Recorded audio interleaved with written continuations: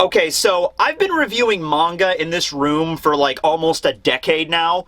Oh god. And I refuse to believe I haven't noticed this up until just now, but there's a squeaky floorboard right here. Can you hear it? I hope you can hear it. I hope that's being picked up on the mic, because otherwise I just look like a crazy person right now, but it's definitely there. So, yeah, I would just like to welcome Squeaky Floorboard to the crew. It's all coming together, right, Barry? Hey, you better watch it, man. You got some stiff competition now. You're not careful, Squeaky Floorboard's gonna become the next sidekick of the channel. And don't think it couldn't happen. If it could happen to a brick, it could happen to a damn floorboard, okay? Hey, everybody, how you doing? Tekking, Barry, and Squeaky Floorboard here today to review One Piece Chapter 1006, titled Boss Hyorogoro, the Honorable of the Flowers. I think I mixed up that title a little bit. I think it's the Honorable Boss Hyorogoro of the Flowers, right. And unfortunately, despite flowers appearing in the chapter title, this chapter contains 100% less Nico Robin than in the last chapter, which means that Nico Robin does not appear in this chapter, unfortunately. But I'm not taking down the posters yet, okay? For one thing, I still can't find Zoro's. It's probably out there having some kind of adventure on its own, and I'm leaving the figurines and everything up. I'm leaving Brooke up and everything, okay? Because you know we have no break next week, so next week we could be back to Robin and her fight with Black Maria. So we're just gonna leave it at that, and we'll see where it goes. But this chapter's pretty cool because we get a little bit into seeing of Hyorogoro, you know, his past. He's talking about, you know, his days when he could have fought with Odin and everything. It actually kind of reminds me. Remember back at Dressrosa when we had the fights with the Colosseum gladiators, not the actual gladiators from the Colosseum, but, you know, the people that fought in the Colosseum that would go on to become members of the Straw Hat Grand Fleet, like Bartolomeo and Hyrudine and Leo and everybody. Well, I guess Leo didn't fight in the Colosseum, but you know what I mean, right? We had all those chapters that were focusing on just them.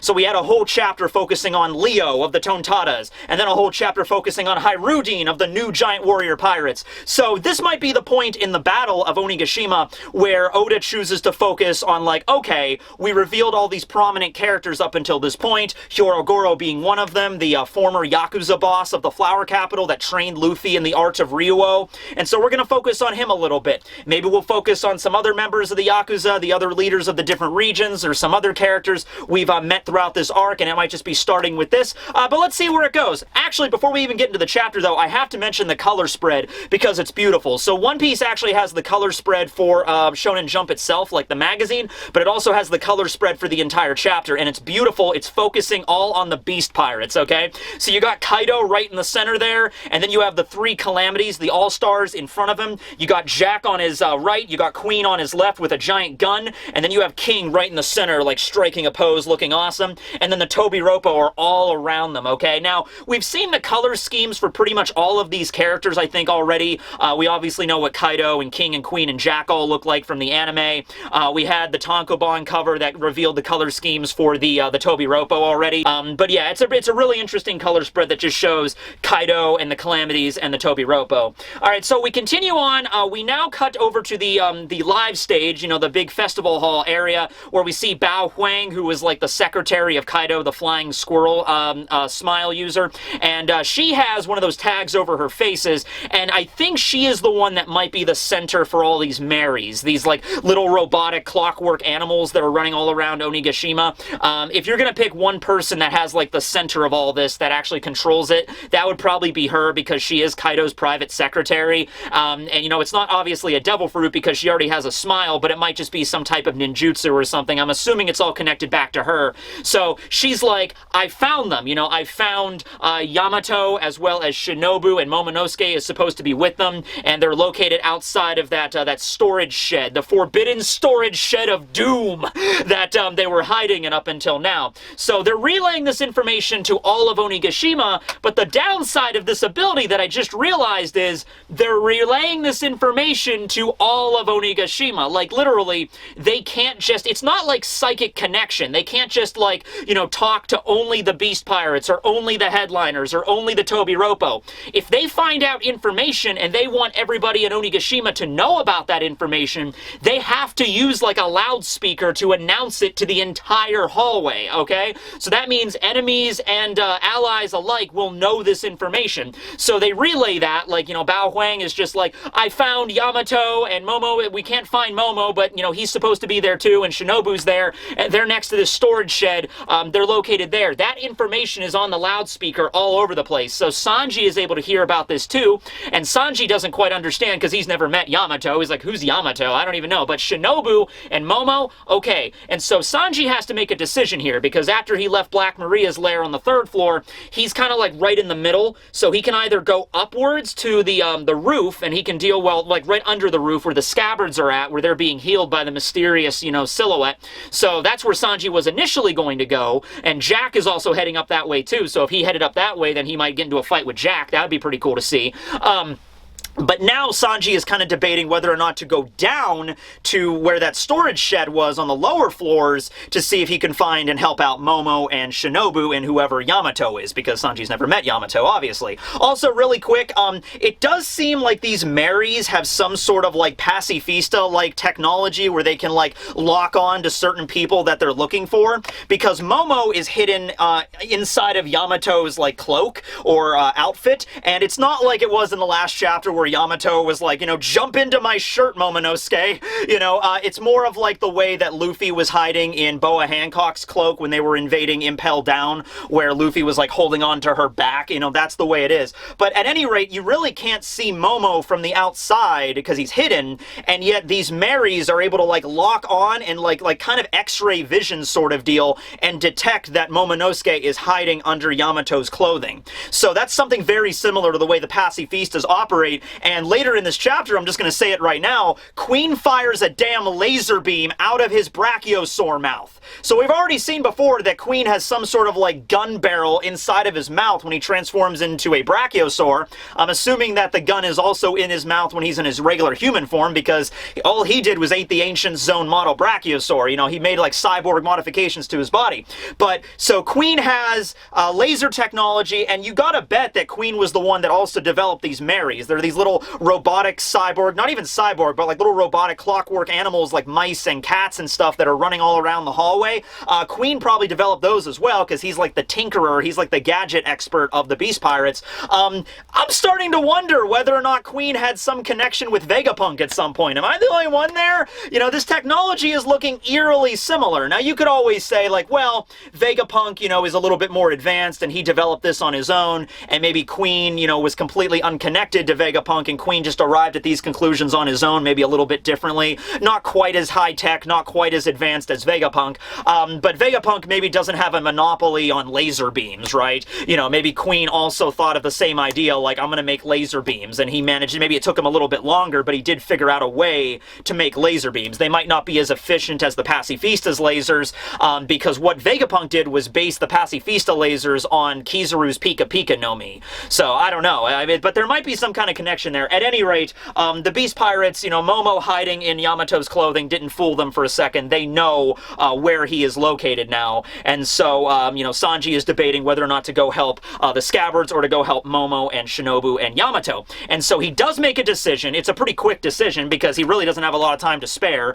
There's a member of the Beast Pirates he beat down, so he picks him up and he's just like, hey, idiot, you know, where's the storage room of Doom at? Where are they at? And he's like, it's on the 1st floor, make a left next to the water closet. Okay, thank you. So Sanji's like, where do I go? Where do they need me? Okay, I've made my choice. And then he just runs off, and we cut away so we don't actually see where he runs off, up or down, but we'll see where that goes. Personally, I feel like Sanji went up to go deal with the Scabbards. I don't know why. Maybe you could view it like, okay, Momo has Shinobu guarding him, as well as this Master Yamato, whoever that is.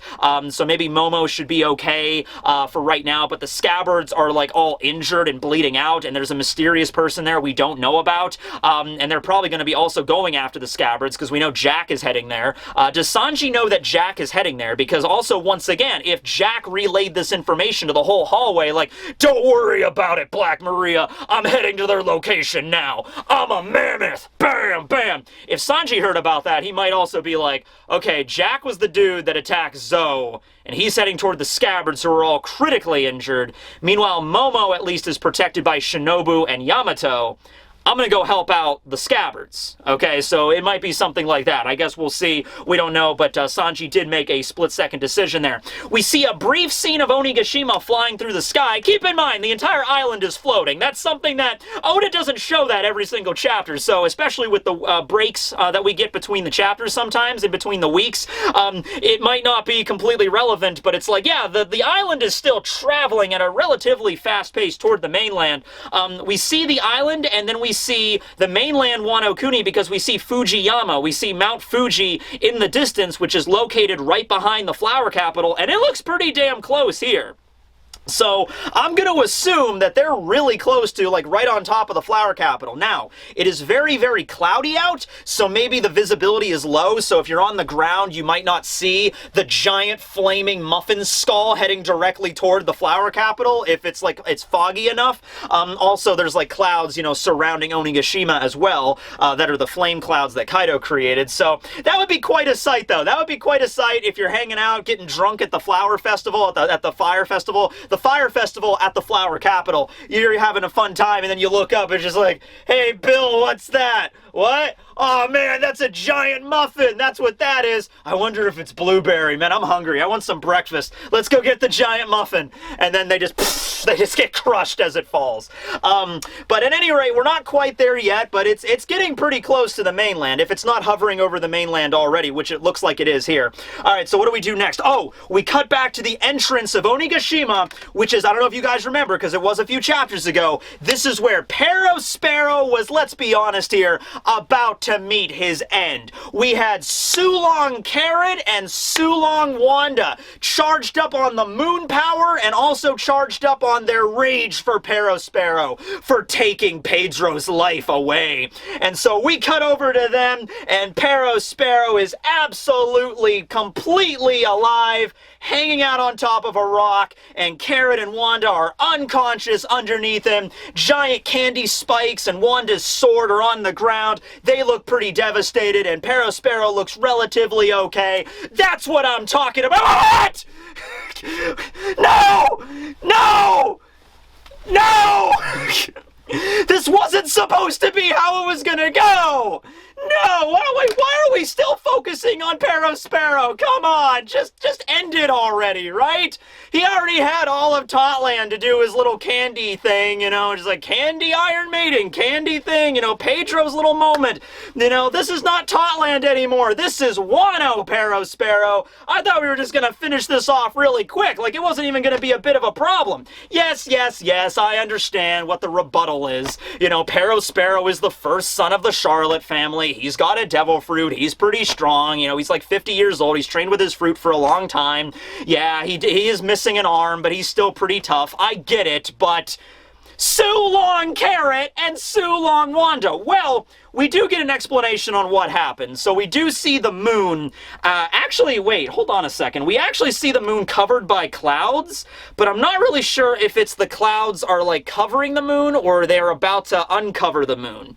Because we still see the moon. It's just like a cloud is covering it. He's kind of panting a little bit like, wow, you minks are pretty strong, but your fatal flaw was your ultimate technique was tied to the weather. All I needed were some clouds to pass over the moon, and then you go back into your regular forms and I could just, you know, eliminate you that way. It's like, yeah, Perospero, yeah. And what do you think's gonna happen when those clouds separate and then the moon comes back out again? You are going to die, my friend. That's what's going to happen, man. So, Perospero is a complete, like, he just grabs Carrot and just lifts her up, and, you know, by the freaking mouth, and it's just like, you know, you thought you could defeat me to avenge Pedro? Did you not think that, you know, wandering into our territory, you could just scamper off completely unscathed? Did you think you could defeat me, the first son of the Charlotte family, with a bounty of like 700-something berries? You stupid rabbit! Tricks are for kids! And just throws her on the ground. And it's like, oh, I want this so bad for him to turn back around, and he does. He turns around and just walks back into the festival hall with his back turned to them. I want that moon to just be uncovered. Doesn't even have to be for very long. And I understand they're already winded. They might not even be able to go into Sulong anymore. Or maybe if they do go into Sulong, it'll be like they won't be able to control it as well because they're already exhausted. So it'll be something more than like Peckhams went into, where Peckhams went into like a rage. So I would have loved for Perospero to just like twirl his little candy cane and then like, haha, well, I guess I'm going back into the festival hall now. I'm still not 100% with this whole Kaido alliance thing, but whatever. Do not mess with the Yonko, you stupid rabbit and dog. And then he walks away, and then the moon comes uncovered, and then you just see a scene where it's just like, you know, like they freaking appear behind Perospero in like a blood rage, and then just rip him apart. You know, Carrot and Wanda wake up like half an hour later, just covered in candy and blood. And they're just like, what happened? They're just like, I think we won. I think we won, Carrot. Awesome. And then, you know, bump it, and then let's go. Yeah, so it is pretty rough to see that, although I can understand the reason why. Perospero is pretty tough, and the moon did get covered up. So I understand the logic here, but I don't think we're done yet. I don't think we're done yet with this. I don't think, you know, Carrot's just going to get off-screened. Wanda as well, because we've yet to see, like, a full-on fight with Wanda, and, you know, most of this was off-screened until the very end here. So I think there's still going to be a moment here where that moon's going to get uncovered, and Carrot is going to have to make a decision where she knows that if she looks at the moon again and she transforms, she's not going to be able to control herself, okay? She's like, I'm already wounded. I don't know what's going to happen if I go into Sulong in this state. I'm not going to have control over my actions, and I also might get seriously critically injured. You know, I might die as well. That might be a thing here, because she does remember Pedro. She does remember Pedro's last words here. He's like, you gotta keep moving forward, okay? So who knows? Like, Carrot might reach a moment where she's like, it might result in my death if I do this, but and Pedro obviously wouldn't want that, but it's like, I cannot let this guy keep on living. I cannot let Perospero walk away after everything. He's going down, and I'm gonna be the one to do it. And then she, you know, if the moon gets uncovered, you know, they're minks. They can choose to just not look at the moon, because Carrot did say, if I just don't look at the moon, or if I look away, or if I pull my hat down, I won't transform. But if Carrot is like dedicated to this, and she's like, here we go. Just looks up at the moon and just roar, and then, like, you know, a were-rabbit, essentially, and then just, boom, charges directly at Perospero, and then just, like, you know, takes her claw, her gauntlets, and just right through freaking Perospero's chest, grabs his heart, like that scene in Bleach when Grimjow killed Askin, and just, like, ah! It's like, oh, you can still move? Oh, that was a massive miscalculation on my part, Perowin. And then he like, yeah, Carrot, go! Alright, so, yeah, that's my headcanon on what's going to happen next chapter, but, yeah, that was an unfortunate scene. So moving back now to the Skull Dome and the live floor, we now focus on the other members of the Samurai and the Yakuza. We see Hyorogoro there. Now, here's something interesting. Last chapter, and I did notice this when I was reviewing it, but I just didn't bring it up. Hyorogoro last chapter did look like back in his original form. He looked all bulked up and huge, and it was the same cloak and everything, so we knew it was Hyorogoro. I just didn't mention it for whatever reason. But yeah, it turns out that Hyorogoro is back to his original state that we saw him during Odin's flashback. You know, when he was like, he had the big pot belly and the tattoo and the flaming hair, and he was just like, ho! You know, like that's how he used to fight, you know?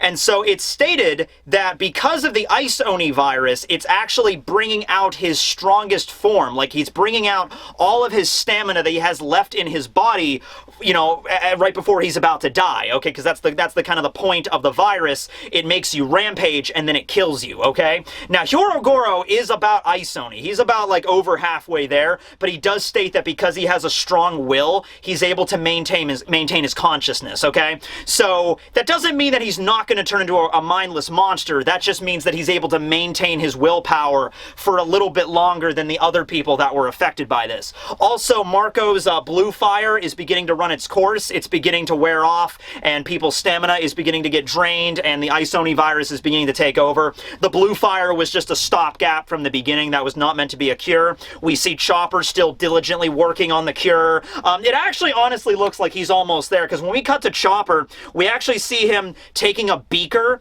and he's pouring a bunch of liquid into a bunch of little, like smaller, like, canisters or containers or maybe syringes or whatever. So it really does look like he's almost done. It looks like he's, you know, developed the cure to it from the vaccine, and he's synthesized whatever he has to do, doctor power, and now he's, like, pouring it into each of the canisters to, like, hand out to everybody on the festival stage, okay? So it looks like Chopper's almost done, but he's got, like, a fang, you know, appearing, like an Ice Oni fang, and he's, like, half of his body is beginning to get iced over, so all the effects of Marco's power is kind of wearing off.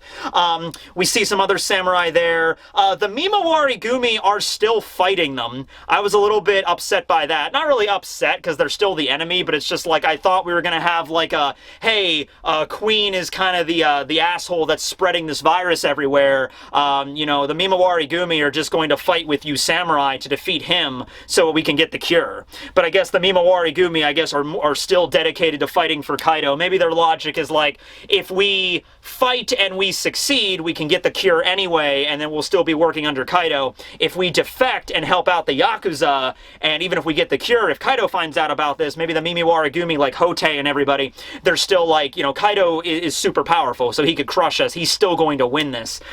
So that's probably what their logic is there. We also see Drake there. Drake has not been affected by the virus yet, and Apu is still the same as well, so he hasn't been affected either, right? So Hyorogoro is there, and before he loses his consciousness, he looks over to the other Yakuza leaders, like Omasa and Cho and everybody. Yatape is there, and then he is just like, you know, right before it gets to the point where I lose my consciousness, you guys have to end it, okay? You have to end my life, because if I go mindless with this power, then, you know, I'm going to cause untold devastation. And the other Yakuza understand that, and they're just like, yeah, if Boss Hyorogoro goes wild in that form, we're not going to be able to stop him, so we have to end it while he's still, you know, aware of himself. And so he gives them that kind of, you know, that ultimatum, and obviously they don't want to do it because they've been in prison for so many years, and now they're back again, kind of back doing what they were doing before. You know, the Yakuza and Hyorogoro was their boss, and so that's the last thing they're going to want to do. But if that's what they have to do, they're Yakuza, they'll have to do it, you know, out of respect and honor for their former their former boss, you know, okay. So Hyorogoro is going up against the Mimawari Gumi. Hote specifically is like, you know, show me your swordsmanship from days long past or whatever, old man. And so he uses a technique called Flaming Hair's Holy Rage. And so it's a one sword style, flower one sword style, kind of similar to how Odin had his Odin Nitoryu. He has the flower Itoryu, right? And so he uses this technique and just boom, cuts down a bunch of the Mimawari Gumi. And he's just remembering his life really quick and the things that he's regretted. He's just like, you know, I wonder what would have happened back then if I would have aided Odin in fighting Kaido, you know, when I was in my prime. Maybe we could have won. Also, I'm not really sure on the age of Hyorogoro because we've never gotten it, but if he's saying 20 years ago was when he was in his prime, I like to think that in One Piece anyway, characters are in their prime, maybe like in their late 40s. Whitebeard was really strong in like his late 40s, so that's probably like in One Piece as like their peak physical health. So if that's the case, like let's say 20 years ago Hyorogoro was just 50, right now he'd be about 70. I actually think he might be a little bit older than that, but we'll just go with that if he said that was his, like, he considered himself in his prime during that time period with Odin. He's like, if I fought with you, maybe we could have won. The reason why Hyorogoro didn't fight with him, I mean, you know, his wife just died because of Kaido, because of Orochi. You know, maybe he thought it wasn't the best option right there, or they were too strong, or they won't be able to win, or there's all these complexities when it comes to Wano politics and everything.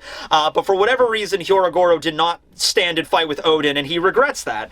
But he also thinks, like, the scabbards are now back to avenge Odin, and Hyorogoro is very thankful for getting a second chance here, for him to fight alongside the scabbards from days long past, for getting this army together, for being liberated from the prison to get to see his old allies again, the other Yakuza leaders, and for finding a apprentice in Luffy. And so he thinks of Luffy, and when he gave him all the udon tickets back at the prison, like, he he was a kind man and I got to teach him and he'll carry on the legacy of Ryuo and everything like that.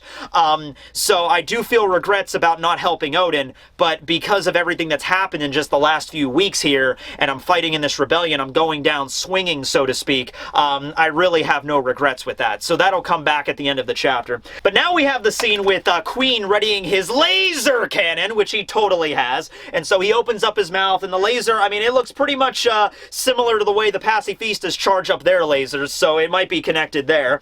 At any rate, he's about to fire the shot right at Hyorogoro, but then of course Marco shows up with his Phoenix brand or his Phoenix crest, the same technique he used earlier. Basically, it's just turning into a massive fireball and then just ramming into the enemy. Phoenix brand! Bam! And he hits freaking Queen, and just like, don't you forget that you're fighting me. And then King shows up in his human form, well, not human, because we don't know what race King is, but he shows up behind him with his sword, and then just, whoo, slices off one of Marco's wings, like, right there.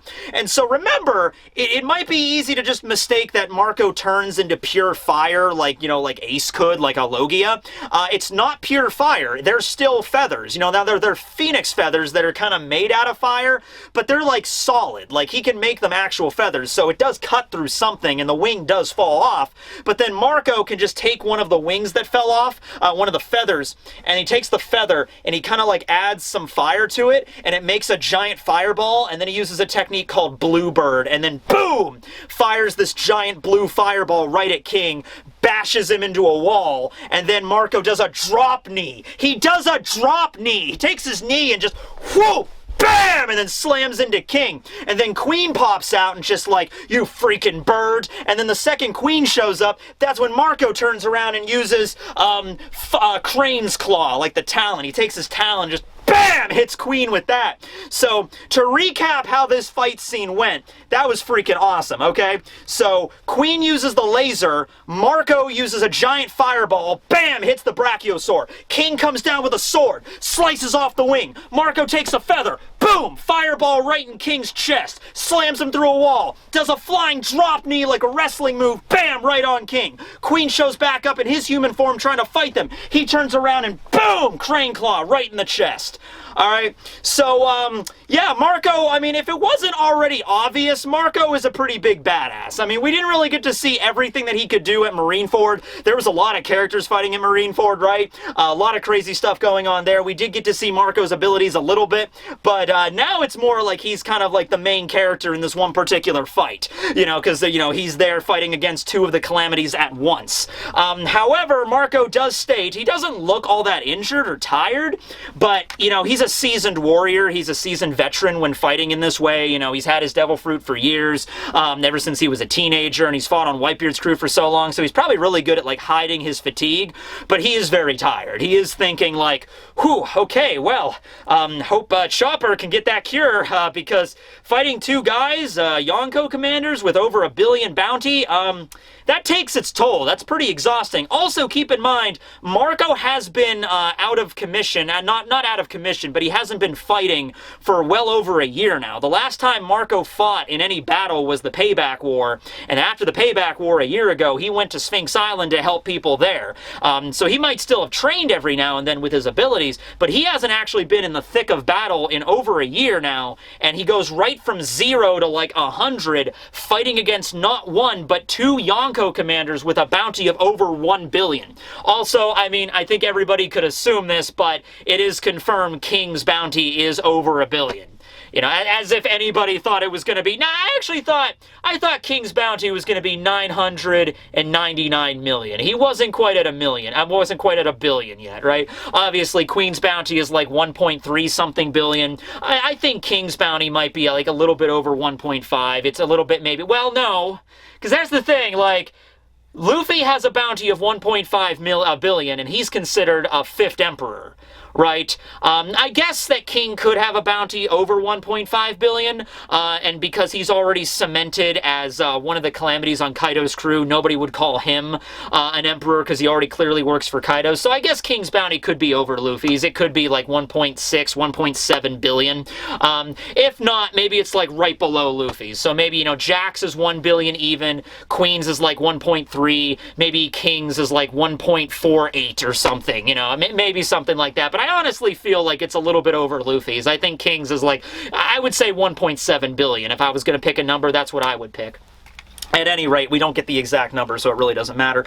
But anyway, yeah, even after all those attacks, with all the fireballs and getting attacked and everything, Queen and King kind of emerge out of the rubble, and they're just like, oh, bring it on, you know, we're not done yet. And then Perospero arrives looking over, and he's like, ah, there's Marco. He looks pretty tired, okay. And so now Perospero's gonna join in on the battle. So I swear, man, if this is gonna go like this, where Marco's in a fight to the death against King and Queen, and then Perospero is the one that shows up and is like, aha, sneak attack, and then boom, Marco gets defeated. I don't even know, man. I'm waiting for it. I'm waiting for the were-rabbit Carrot just to show up behind him and just rip him to shreds. All right, can we get that scene? I think we're about ready to get that scene. Okay, so now we cut to the final scene of the chapter where the Ice Oni virus is now, like, it's no longer just being held at bay. It is back full force. Everybody is beginning to turn back into an Ice Oni. The virus is spreading even more than it was before, and Hyorogoro has decided that it is now the time. So he puts his sword down, he sits on the ground, and Yatape, the Yakuza boss from the Kibi region, with tears streaming down his eyes, takes out his katana, about to behead Hyorogoro in typical samurai fashion. And Hyorogoro is sitting there like, you must do this, you have to do this, I'm ordering you to do this, okay? If you don't, then more people are gonna die than necessary. And the last scene of the chapter is Hyorogoro there, covered in ice, with the fangs forming and everything in his teeth, you know, the breath coming out of him, just like, I leave the rest to you. Hyorogoro of the Flowers, the boss of the Yakuza, of the flower capital, of Wano Kuni, bear no regrets. End of the chapter. We don't get to see what happens. That was the very last panel. We don't even get to see, like, the sword coming down or anything like that. We just see Yatape over him with the sword. You know, he doesn't want to do it, but he has to. And then the end of the chapter. So, considering we are now, and no break next week, considering we are now at, like, the final breaking point when it comes to the Ice Oni, because that's really what this chapter really said to me anyway, like, this was it, like, it's back and there's no way to stop it. I think now, if there was ever going to be a moment for Chopper to show up and have the cure, it has to be next chapter. I'm thinking it's going to go down. Oh, where is Chopper? Chopper fell down. Here he is.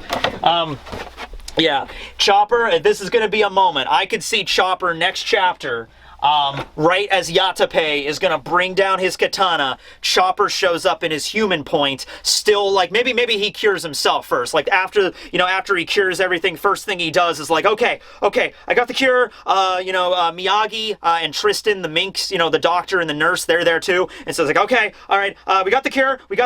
Okay, good. How many cures do we have? He's like, we got, like, I don't know, 400. I'm like, okay, good. I got to pass these out. Maybe Miyagi and everyone would be like, no, you need to take it first. Okay, you're the doctor. You need to take it first. Like, okay, fine. Oh, that's good. That's great. It tastes like cotton candy. Chopper would be the one to make the candy taste like, to make the medicine taste like cotton candy. Anyway, so he turns back to normal, turns into his heavy point, and then grabs Yatape's arm, right? Is like, I'm sorry, boss! And then, what? And just like, not yet. And then Chopper takes the cure and, like, throws it. I don't know how it's going to be administered, if you have to eat it or inject it, or it's just like, smoke bomb!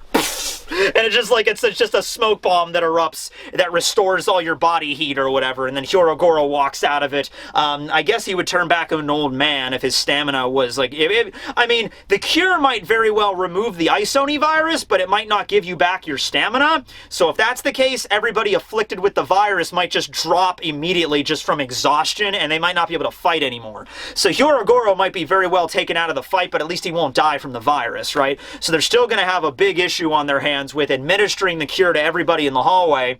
That's why the smoke bomb idea is not a bad idea, right? If he could just do that and, like, everybody afflicted with it is just cured at once. But yeah. What else? Sanji, I think Sanji's going to go to the Scabbards, as I said. Carrot, I don't think we're done with this yet. I mean, you could always say that, like, oh, Carrot and Wanda, we're never going to finish off Perospero. It's going to be somebody else, But I really can't think of anyone else better suited for it other than Carrot. And she still hasn't avenged Pedro. All right, so she's not just going to give up. She's not just going to lay on the ground and be like, well, we tried, Wanda. Yep. Can't move, we're beaten. Yeah, so I guess we're just gonna sit here now and wait for someone to come and help us. No, no, no, no. They are minks. They are proud warriors. Even if it takes every ounce of strength they have left, they're going to get up and they're going to try to finish off Perospero. And you really just have to wait for the moon to come out. Just like, come on, clouds! Come on, clouds! Just there, we're good. All right, let's go. And then they just go into their Sulongs and rampage, okay? And it might cause them some serious injury, but yeah, Perospero, he's kind of getting out of hand now. We kind of need to deal with this guy. So next chapter, I mean, I would love to see Robin again, but I really feel like we're going to get more Chopper, if anything, and then maybe continuing on the Perospero thread. Everybody's just kind of getting worn down now, you know? Like, Marco's been in this fight with King and Queen for a number of chapters. He's pretty tired. He's lasted a long time, though. You know, maybe in this chapter that also made me think, is Marco awakened? Is Marco an awakened zone, an awakened mythical zone? Because of all these weird stuff he's doing with his devil fruit, man. Like, he took one of his feathers and, like, turned it into a giant fireball. Like, that seems to be, like, a level of control. Granted, it is a mythical, so the rules are a little different, but just the way he did that just seemed to be really, like, obviously he's had it for a long time, so if that's the reason. I mean, he's had his one, maybe not for as long as Katakuri. We don't know when Marco ate his fruit. We just know that when he was 15 years old on Whitebeard's crew, he already had the Phoenix powers, so it might have been earlier than that. He might have had it for almost as long as Katakuri or Doflamingo, right? If that's the case, then him being an awakened, mythical Tori no Mi model Phoenix, that makes perfect sense. But anyway, yeah, a good solid chapter. We'll wait to see what happens next time. I like the little moments with Hyorogoro and him, like, lamenting his life and also realizing that, like, Luffy will carry on the next generation. There was also the line with Perospero where he's like, you know, you upstarts don't try to fight against the Yonko, right? And so Perospero's very much all about, like, you know, the Yonko are supreme and powerful in this world. They cannot be bested. And then there's this whole prophecy of the new generation doing just that. So we'll see which side wins, but I think I'm going to put my money on the new generation, right? But anyway, thanks for watching, everybody. This will be Tekking, Barry, and Squeaky Floorboard signing out. Later, everyone.